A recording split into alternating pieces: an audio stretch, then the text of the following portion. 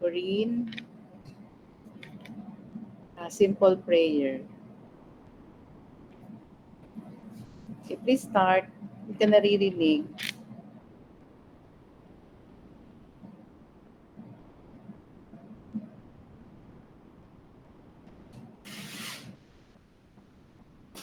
Corinne, wala kang sound.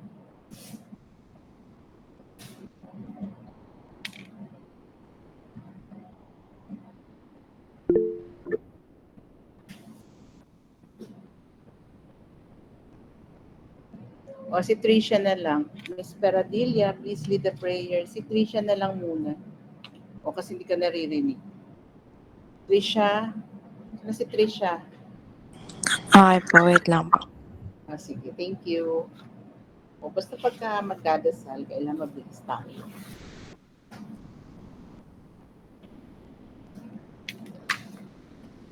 Okay na po.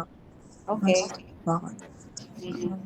Let's put ourselves in the presence of our Lord in the name of the Father, the Son, and the Holy Spirit. Amen. Almighty Father, as we prepare to start this meeting, we come before your presence, thanking you for the chance to benefit from the gift of intelligence that you granted the experts to develop such platforms. Father, I ask your divine understanding, wisdom, and guidance as we discuss the topics before us. Amen. In the name of the Father, the Son, and the Holy Spirit. Amen.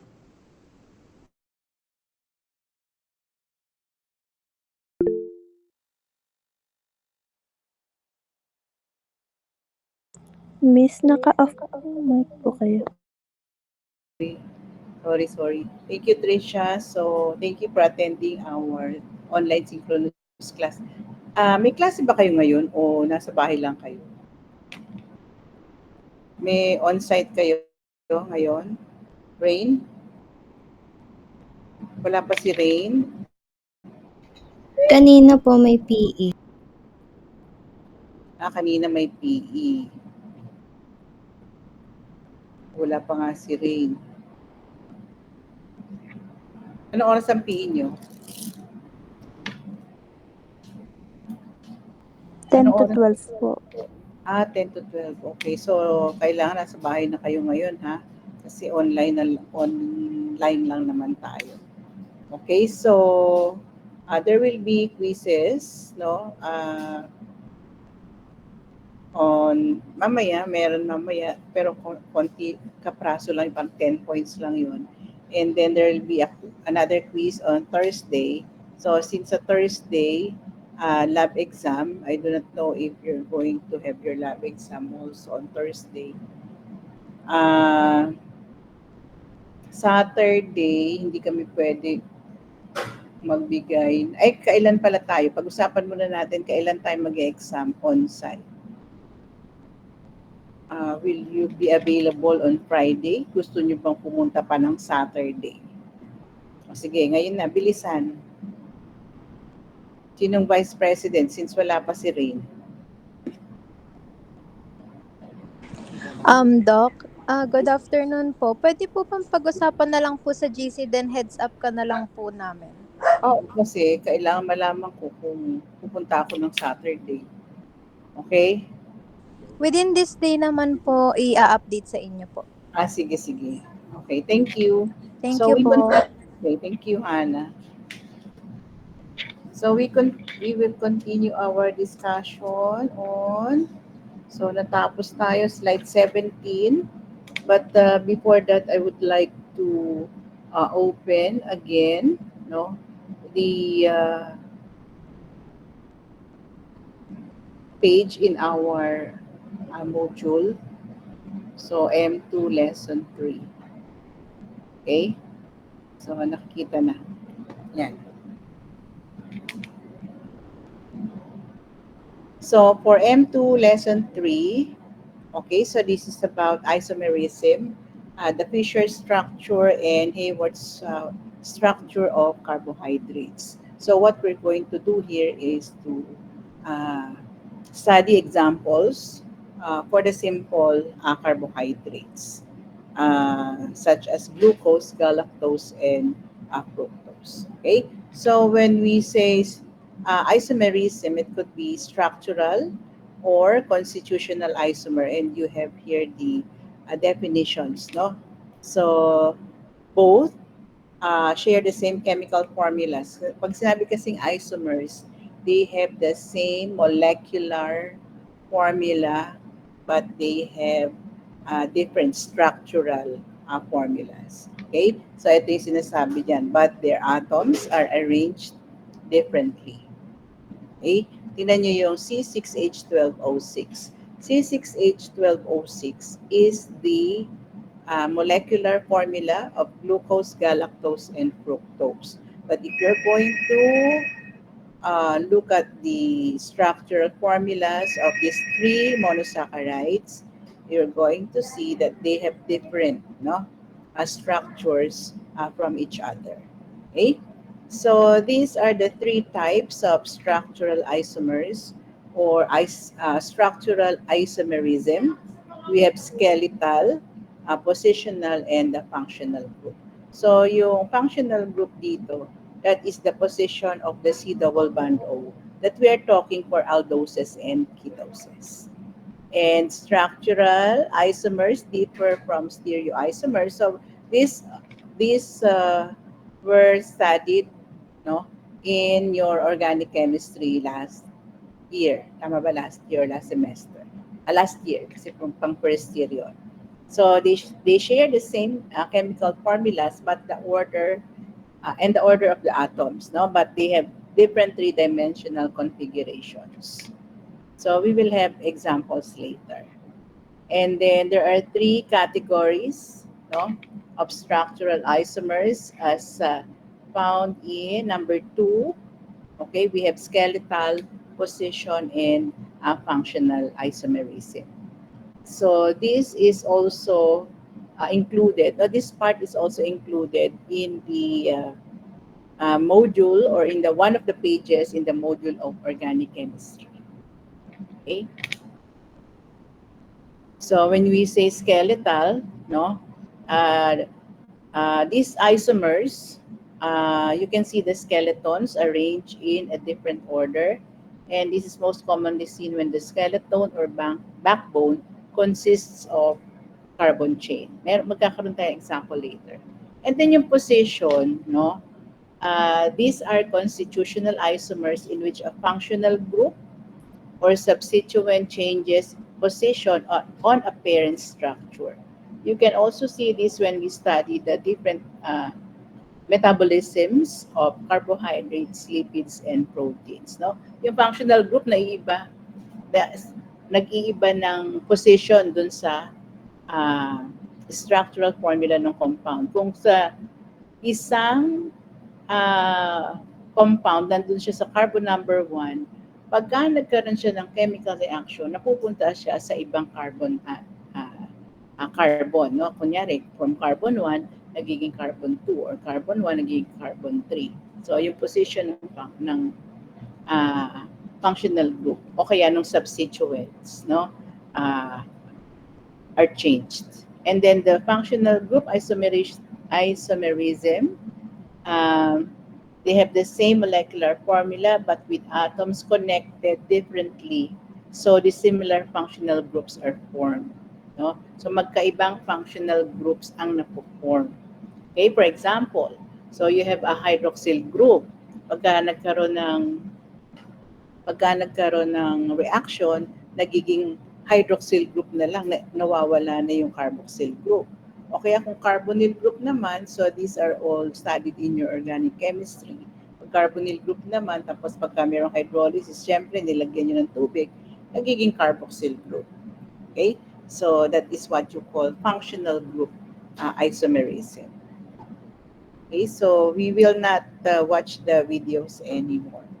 But what we're going to study is how the Fisher formula, hindi ko na sinama to.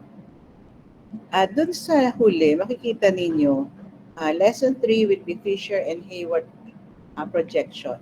I'm going to use the complete PowerPoint presentation. I'm not going to open this anymore. No? Yung kompleto kasi yung PowerPoint presentation dito, pinaghati-hati. No? That's the PowerPoint presentation that is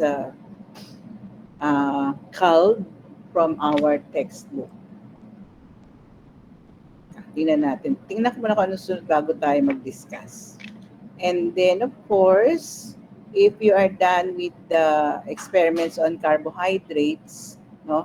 So, you were able to see the chemical reactions of monosaccharides. You will be able, kung hindi pa tapos, you will be able to determine the positive results for reducing sugars. What is the general test for carbohydrates? And this will all be discussed in the lab. No? Yeah. Okay, so ito ay para ngayon pero hanggang February 23, 10 points lang naman yan. No? So you can answer this until February 23. Okay? And then this one is part of your laboratory. So we're not going to discuss this anymore, M2 lesson 5. So mechanism of the formation of the blue iodostarch complex and the swelling of cellulose in water.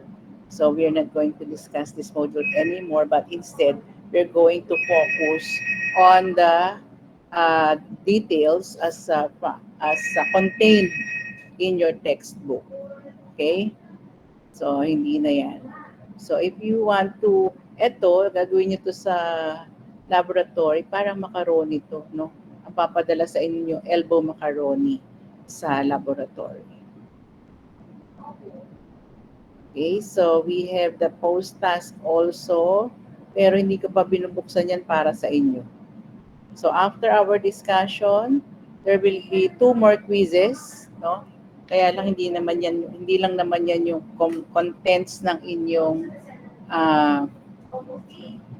midterm exam. Kasi hanggang hanggang March pa tayo. So we can discuss several topics kasi dun sa learning term 1, ang na-discuss lang namin is hanggang carbohydrates. So kayo, matatapos natin ang buong biochem ng tig-isang oras lang. So, hindi tayo magmamadali. Okay? So, after this, so we will be studying lipids na. No? Thursday, again, you will have your quizzes. And then, Saturday, since meron tayong mga exam, malalaman ko kung kailan kayo mag-exam para on-site naman talaga. So, we will have 2 meetings, no? Tapos yung isa, synchronous, and that will be your quiz. Okay? So, I'll stop sharing this, and then let us go back to our PowerPoint presentation. Okay? So, may kulang pa, ha? Sino pa yung hindi dumadating sa bahay? O pwede naman kayo sa library o kaya sa SAC, no? PowerPoint 3. Buksan ko muna siya. Yan. So, I will share this with you. Actually, nandun naman to sa modules, no? So, slide 17. So, we are done with this. Okay? So, let us review again how we are going to do the cyclic form. Remember that the cyclic form is your Hayward's formula. No? So, nasa na ba yung cyclic form natin? Pupunta pa lang tayo doon. Okay? So, we are done with this.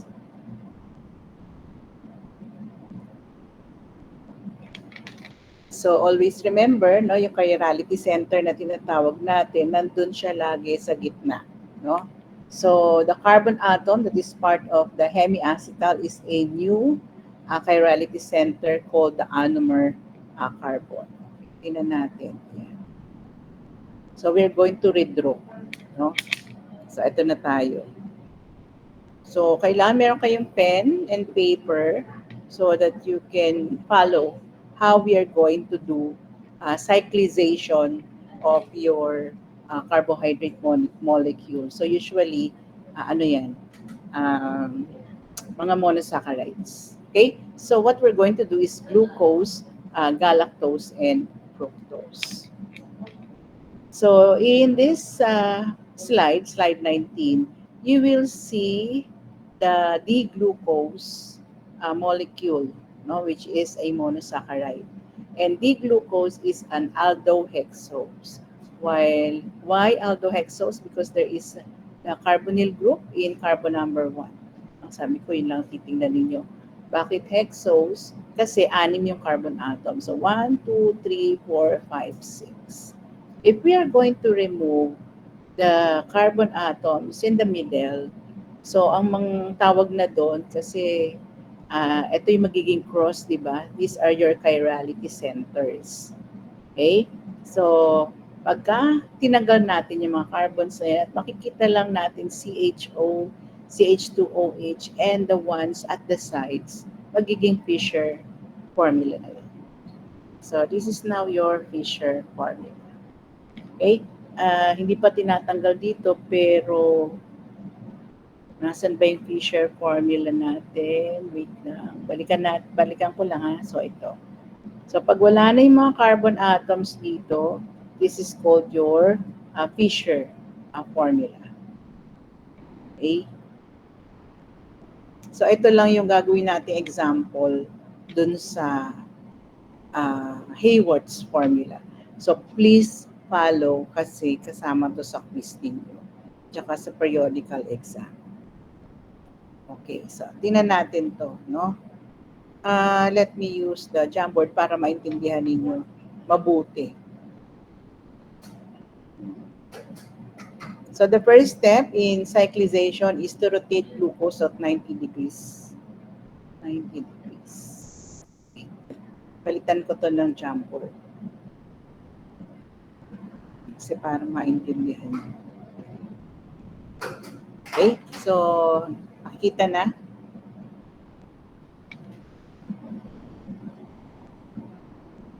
Yes po, kita na po. Okay, thank you. Eto, hindi ko na binura para pagka pinakita ko sa inyo, madali na lang. So this is the Fisher, hindi ba? This is the formula, structural formula of glucose showing the carbon atoms, no? So pagka tinanggal natin yung mga carbon atoms at ginawa natin cross, that will be our Fisher projection formula. So let's count the number of carbon atoms. 1, 2, 3, 4, 5, 6. Okay, kailangan may ball pen kayo at saka pencil, ha? So the first step is the cyclization of, the first step in the cyclization is to rotate it at 90 degrees. So ano ibig sabihin nun? Di ba pagka 90 degrees, may right angle tayo. No? So dapat ihiga nyo lang siya pa ganyan. Okay, so di baling gumanong-ganong kayo, basta matuto lang kayo. Okay? So let me show you. Ayan, kala ko ayaw na naman. So this is carbon 1. Okay, hiniga lang natin, ha? Yung carbon 1 natin, C double bond O, tsaka tapos H. So, ayan yan. Ito yan, di ba? Makinig mabuti, ha? Yung yung OH dito nasa kanan ninyo. So, pag hiniga yan, nasa ibaba. Kasi parang itutumban nyo lang naman siya, no? So, pag natumba kayo, kung saan yung side nyo, yan yun. Okay? Look at carbon number 3. Yung OH na nasa kaliwa. No? So, yung OH, ayan. Sa taas. Tapos, tinumpa natin yung carbon 4 and 5. So, ayan yan. Yung OH na nasa baba. And this is your, ito yan, CH2OH. CH2OH. Binaligtad ko lang. No? So, this is your alcohol group. And this is your carbonyl group. Okay, so lagi yung carbonyl, pag aldose, nasa carbon number 1. Pagka ketose, nasa carbon number 2. Okay? So what is the next step in our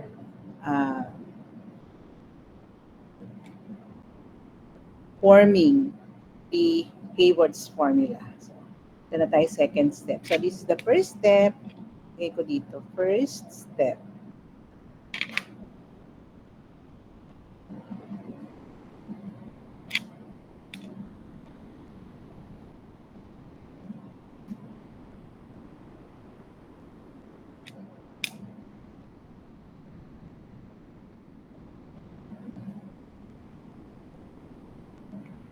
So, according to our notes, no? So, pag first step, you're going to rotate it at 90 degrees. So, ihihiga nyo lang siya. Okay? So, the next step is to twist. So, ito na second step. So, second step. So, you're going to twist. Okay? Lagay kaya ka ng isa pang jumble para makita ninyo pareho. Wait lang po. Second step. Kasi babalik ulit tayo dito. So, nakita niyo to? Okay, may hilo ha. Ito siya, carbon number 1. Okay? Yung carbon number 2 kanina, nasa baba yung OH. So, ayan yan. Okay? So, yung carbon number 3, nasa taas yung OH. Sundan ninyo, ha? Dito, ganun din. Okay? Yung carbon number 4, balik tayo. Nasa baba yung OH. Okay? Tapos, so ayan na yan, no? Tapos, yung ating, nasa na yung carbon number?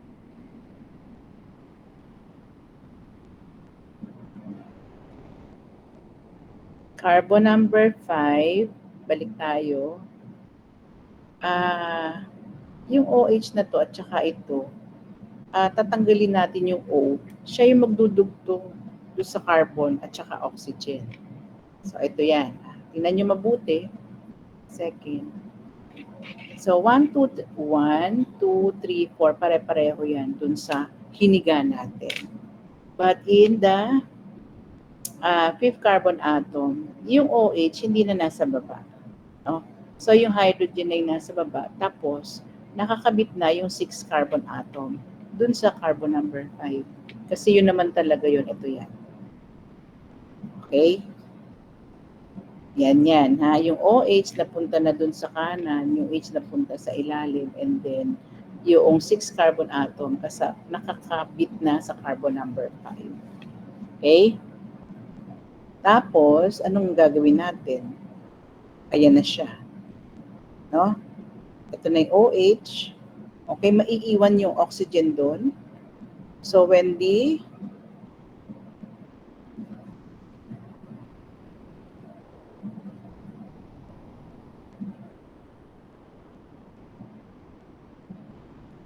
gawin nating red. Hindi, blue. So, you will see that there are 2 bonds between carbon and oxygen.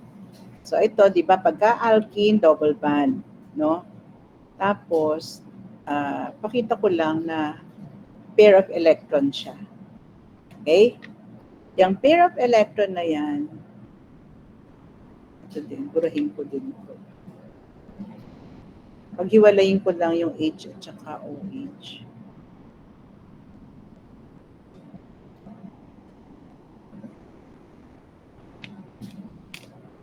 Yan, H.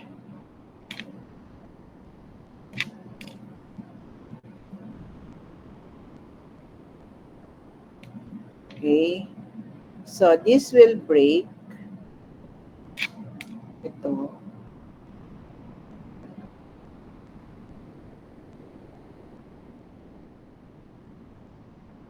It will cleave. Tapos, yung pi band, mapupunta sa oxygen. Remember that oxygen has 2 lone pairs. Diba? Lagi naman niya may 2 lone pairs. So pag sumobra yung lone pair niya, magiging negative siya. Okay? So pagka naging negative siya, kailangan niya ng kapartner. So yung hydrogen dito, yun yung hydrogen nakakabit dun sa oxygen. So ano mangyari? Magiging OH. So what will happen to the oxygen? It will now bond with the carbon atom. Any questions? Kasi gagawin niyo yung galactose. Huwag kayong titingin sa internet kung paano gagawin yung galactose. At saka yung fructose. Okay, so any questions with this one? So what is the first thing that you're going to do? You're going to rotate the glucose molecule to 90 degrees. No? So ayan, hiniga na. And then, mas maganda itong pagka-on-site kasi pinapupunta ko sa whiteboard ang sasagot. No? And then the second step is to twist the molecule into a ring. So since there are 6 carbon atoms, kaya siya, plus the oxygen, kaya siya sa hexagon. No? Ito na, twist natin, yung hydrogen, matatanggal dun sa OH, pupunta siya dun sa oxygen in the carbonyl group. Kasi yung pi band, mapupunta ngayon sa oxygen. There will be pi electron delocalization. So you call it pi electron delocalization. Lilipat, no? Lilipat dun sa oxygen. That is why, maiiwan tong isang band. Ito yan. No? Tapos yung hydrogen, kakabit ngayon dun sa oxygen. Okay, so this is your glucose molecule in the Hayward's structure. So yung oxygen natin, meron niyang lone pairs lagi. Lahat ng oxygen dyan, may 2 lone pairs. Okay? And then in your, anong tawag dito, in your organic chemistry, diba sabi natin, there should always be 4 bonds around the carbon atom, and then there should be 8 electrons in the other except for hydrogen. Kaya sa hydrogen, kailangan may pair lang siya. Okay? So, if we're going to count the number of electrons in this oxygen atom, 2, 4, 6, 8. No? Ganun din sa carbon naman. O, 2 yung hydrogen, 2, 4. Okay? So, isa dito, tapos yung sa hydroxyl group, o 8 na siya. Okay? So I would like you to draw, the structure of galactose, and then I am going to call one of you to show your drawing.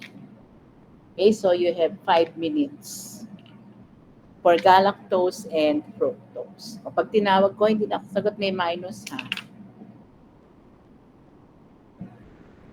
So be sure, after 5 minutes, babalik kayo at baka kayo yung matawag ko. Okay, Miss Aguila, present? Miss Aguila, present? Absent. Present po. Sumagot agad. Napakabagal sumagot. Micaela? Present po. Miss Corinne? Present po. Miss Baduria? Present po. Miss Kahapin? Absent. Julia?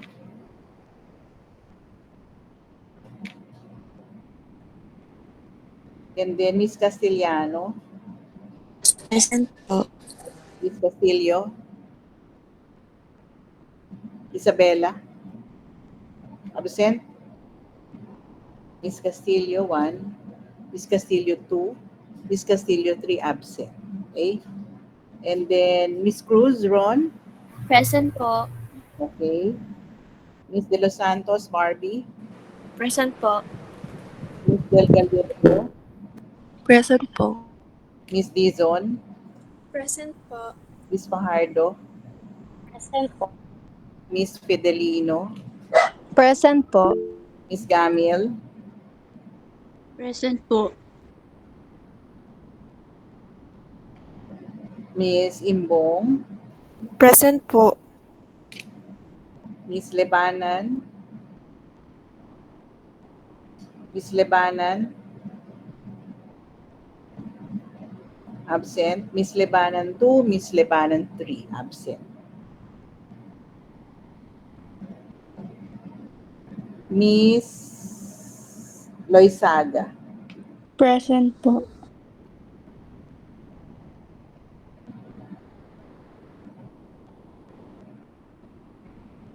Miss Malabag?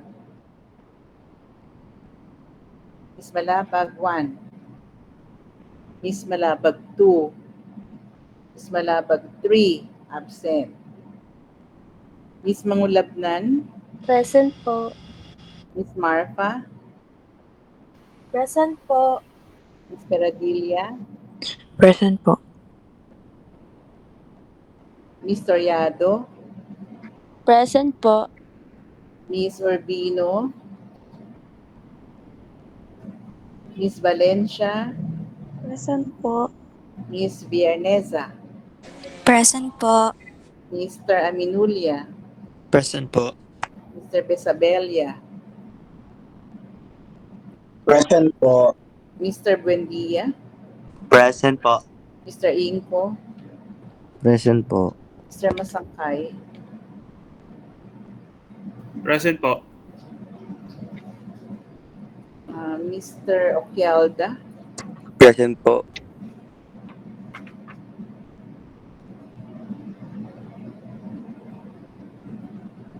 Mr. Saavedra? Mr. Saavedra? Absent. Si Rafael? Mr. Saavedra? 1, 2, 3. Absent. Yes, Julia. Late kang pumasok. Kung mag-attendance, saka pa lang nagkakaroon ng nagiging 32. Si, Miss Castillo, Isabela. Wala talaga siya. Yung gagawin nyo, yung keyword structure of galactose and fructose. Yung katulad ng ginawa natin, yung nasa, please take a screenshot so that you can follow the steps. No? Pag na-follow niyo ng steps, you can do the Hayward structure. Madali lang. Magpa-practice lang kayo. Ayan. Wala si Isabela, ha? Ay, hindi pala. Tama. Si pala? Si Hasmin Miss Lebanan. Ang wala. Wala talaga. And then Miss Malabag. Miss Malabag.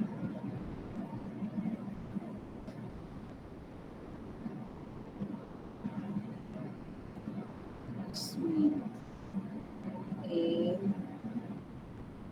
Isabela. Okay? Isabela nandyan pero hindi sumasagot. So absent, ha?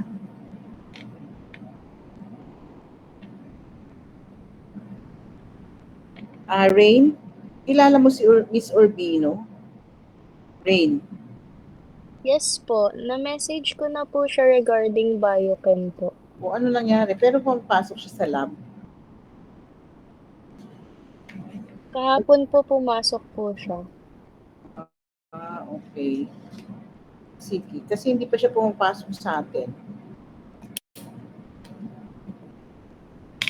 Hindi ko checkan yung mga activities niya. Ha? So please tell her.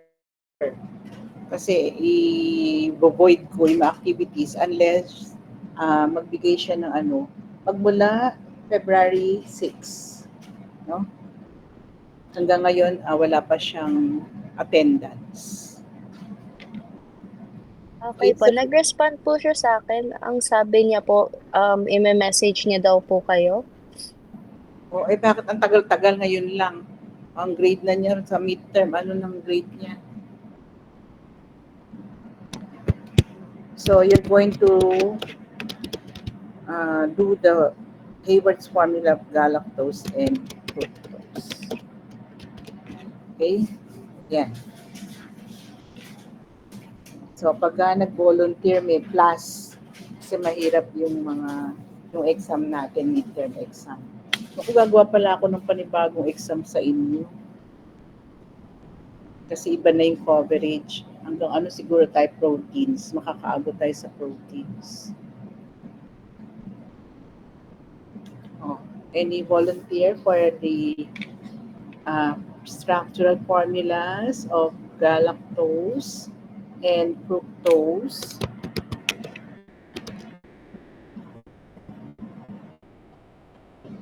Pag hindi, tatawagin ko kayo. Yung galactose, nandun naman sa PowerPoint presentation natin. Nandyan sa ano nyo.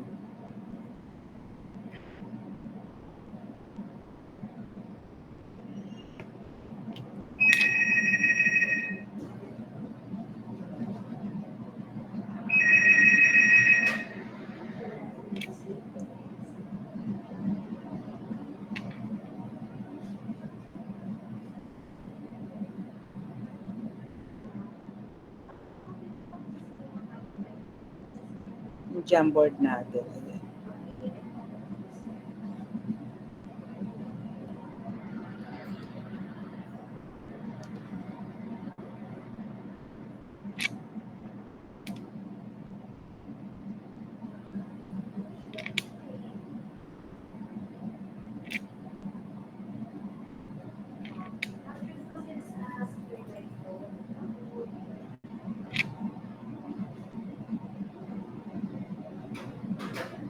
So, in galactose, same, no? Same number of carbon atoms. 1, 2, 3.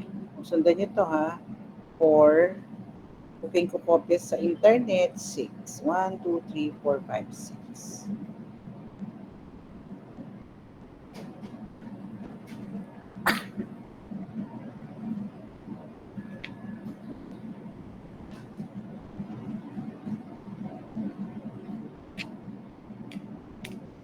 Tapos, ang kaibahan lang niya sa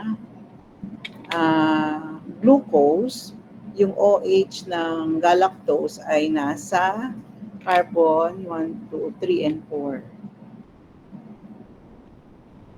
So, OH. So, ganyan lang yung gagawin ninyo. Kuhanin niyo muna yung formula. So, this will be our C double bond O. And then we have H. Tapos, so, 4 na yung bonds around the carbon atom. So, ibig sabihin, puro H na to. Nasa kabila. So, wala na dito kasi CH2OH na siya. And then here, para makumpleto ang mga bonds, para maging 4. So, kung ano yung nawawala, OH, OH. No? Tapos may OH na dito, so H na lang dito. May OH na dito, tapos H na dito. And then, OH. Okay? So, let us number the carbon. Ito muna yung gawin natin. 1, 2, 3, 4, 5, 6. Okay, so sino nang nakatapos? Tingnan natin kung tama.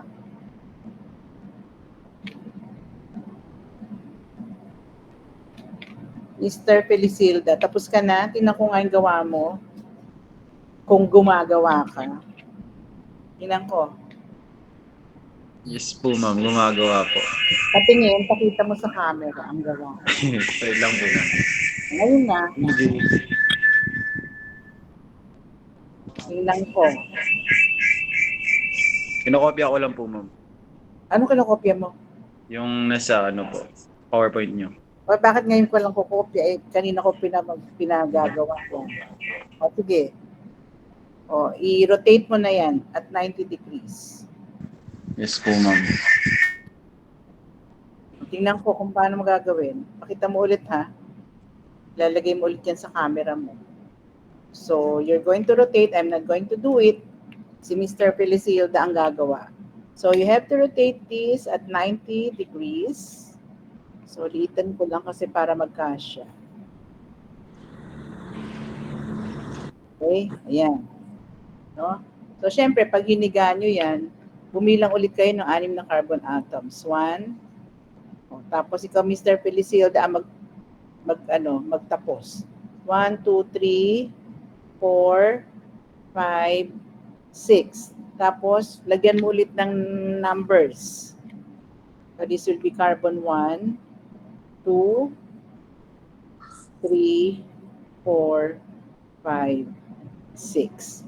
Tapos, gayahin mo lahat yung mga nandito. Kung paano siya ilalagay. Sige. Yan ko.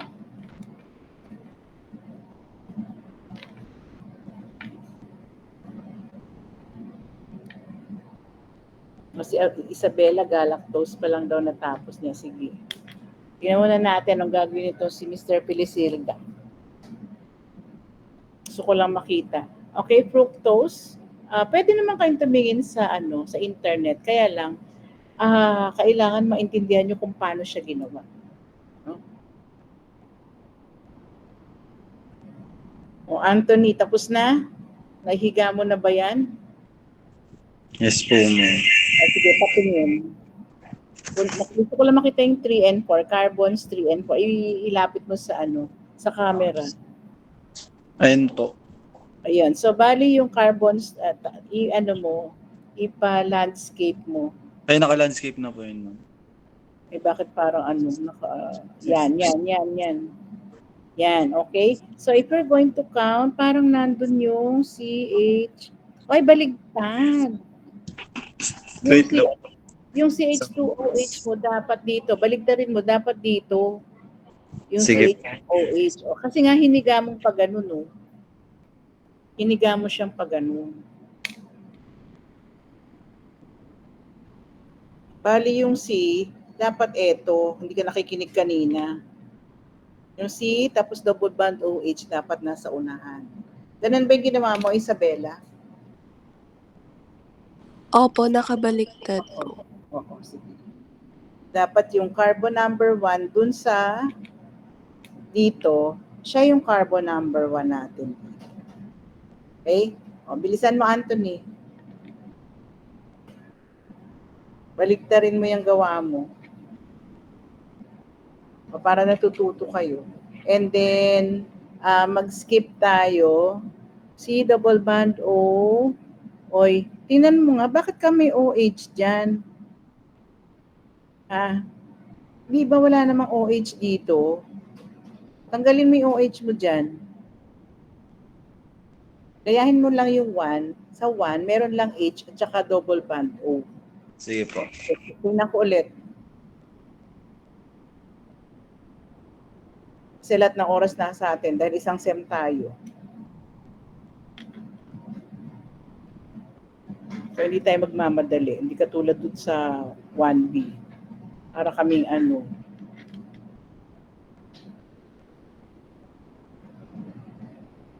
dali.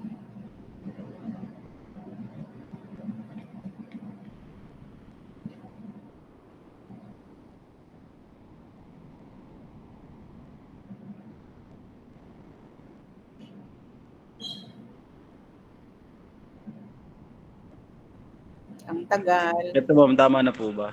Nawagan na po akong pabura eh. Ayan. Pwede lang So, C double bond OH. Tapos, yung carbon number 2 nasa baba yung OH. Carbon number 3 nasa taas. Tama. Carbon number 4 nasa taas din. And then 5, very good. Okay? So, tama na yung gawa ni Anthony. So, this is what will happen. So, nandito yung double bond O, tapos H. Okay, so you have the bonds here, and then CH2. Binaligtad ko lang to tapos OH. Okay, so yung sa carbon number 2, carbon number 1, so 4 na yung bonds around the carbon atom, so hindi na natin lalagyan ng isa pang bond kasi mali na yun. For carbon number 2, yung OH niya nasa ilalim. Yan. So always check, the bond should be between carbon and oxygen. Okay, pag may kasamang H, and then we have hydrogen on top. Carbon number 3, okay, H naman yung nasa ilalim, tsaka carbon number 4. And then, OH naman yung nasa taas. Okay? Tapos yung carbon number 5, nasa baba yung OH, tapos H sa itaas. Okay? So, naintindihan na pagka ni-rotate ng 90 degrees. No? Hinigaan nyo lang. So, what will happen now when we will twist the molecule? So, usually, pagka nag-twist tayo, naiiba lang yung position dun sa itong part na to. Okay? Para alam ninyo. Ay, uwi ka na. Okay. Ano?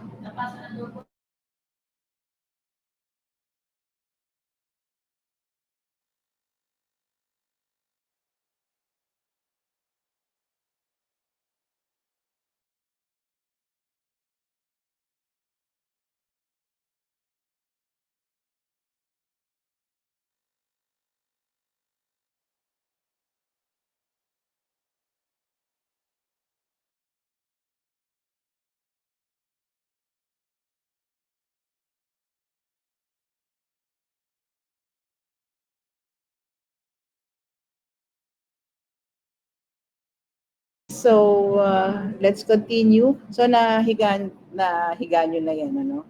So, the next thing that we're going to do is to twist. No? So, ang gagawin nyo pala dito para madalian kayo, magawa na kayo ng ganito. Okay, carbon. Kasi pupunta tayo doon, baka wala na tayong space. Carbon, double bond, O, tapos H. So, in carbon number 2, tingnan natin yung carbon number 2, gagayahin natin yung OH nasa ilalim. No? So, ang drawing natin dito, nandito yung OH. Okay? Tapos, nasa taas yung H.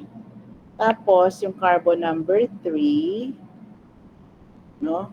Yung carbon number 3, tingnan natin dito sa kabila. Nasaan yung OH? Nasa taas. So, dapat yung drawing natin dito, nasa taas yung OH niya. And then, nasa baba yung H. Okay? Tapos, yung susunod na carbon atom, carbon number 4, nasa taas din yung OH niya. Okay. Tingnan natin dun sa kabila. So, tama, nasa taas. No? Tapos, meron siyang hydrogen sa ibaba. Ayan. Okay. Tapos, yung carbon number 5, isunod nyo na kagad yung carbon na CH2OH. Okay?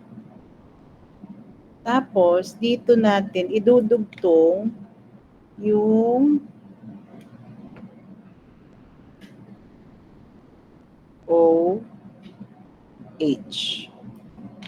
Pero, nasa ilalim pa rin yung hydrogen niya. Yan. Okay, nakita nyo? Lalagyan ko muna ng number para makita nyo. Para maintindihan. 1. So, tama yan. 2. We have 3. 4. Yung pang-anim na carbon atom, lagi yung nasa taas ng carbon number 5. Yun lang naman yung tatandaan nyo pag gumawa kayo. And then, so what will happen? Pareho yan, tingnan nyo. So, meron tayong hydrogen, yung OH, napunta na sa kanan, kasi yun yung i-cleave natin. So, CH2OH, nakakabit pa rin siya dun sa carbon number 5. Okay? So, what will happen? Anong sabi natin? Yung 5 bonds ng oxygen, lilipat dun sa kanya. No? So, pag lumipat siya dyan, magiging single bond na lang yung oxygen kasi mawawala na tong bond na to. Okay? Tapos ito, makikleave. No? Maghihiwalay, aalis. Kasi maa-attract naman yung oxygen dito. Okay? So pag na-attract siya dyan, maiiwan yung bond dito, siya yung kakabit ngayon sa carbon atom. So what will happen? So I hope you understand this one, ha? So what will happen? Kukopyahin nyo lang ulit yung drawing ninyo. But this time, no, umpisa tayo sa carbon number 1. Meron siyang hydrogen. Tapos, meron na siyang OH. Okay? Carbon number, kasi yung OH, ito na yan, O, tsaka yung H doon. And then carbon number 2, C, kopyahin nyo lang. Okay, as is, no? And then carbon number 3, nasa taas yung OH, and then H. Carbon number 4, as is, copy, OH, tapos H. And then carbon number 5, we have hydrogen, and we have the CH2OH. Okay? Ano ba yung kadugtong niya? No? It is already oxygen. Tapos, yung naiwan ng hydrogen na bond dun sa OH, okay? Siya ngayon yung magkakabit between O and the carbon atom. Okay, so makikita nyo, around the carbon atom, there are 4 bonds, so complete. This one 4 bonds, this one 4 bonds also. Ito din 4, 1, 2, 3, 4. This one 1, 2, 3, 4. And oxygen has 8 electrons. Ito yung sinasabi ko sa inyo na oxygen, lagi yung may 2 lone pairs. So, kumpleto pa rin ang octet ng oxygen. So, this is your D-glucose. Any questions? Doon lang natapos natin. So, your assignment, no? Si Isabella merong ano. Kasi natapos pala siya sa galactose. So, bigyan ko siya ng plus. Miss Del Gallier. And si Anthony nakasagot, may plus din.